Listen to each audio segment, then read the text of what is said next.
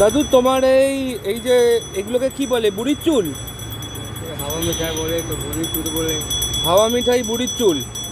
আচ্ছা, তুমি এগুলো কোথা থেকে আনো? এটা আমি খেতেছি। খিদিরপুর থেকে। তো তুমি যে এই সারাদিন ধরে ঘুরে ঘুরে কিনে বিক্রি করো, তাতে তোমার সংসার চলে?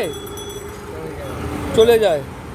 এই রাজিনা সিনেমা হল আছে, হ্যাঁ। ওইখানে আমার প্রচুর আছে। কোথায়? এতে রাজিনা হলটা।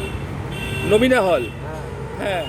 ওই যে আমার ছবি আছে, ওর মধ্যে আমার ছবিটা। ও, নবীনা হলে তোমাকে সিনেমাতে দেখানো হয়েছে? হ্যাঁ হ্যাঁ, আচ্ছা, আর তোমার বাড়িতে কে কে আছে? সব বাড়িতে সবাই।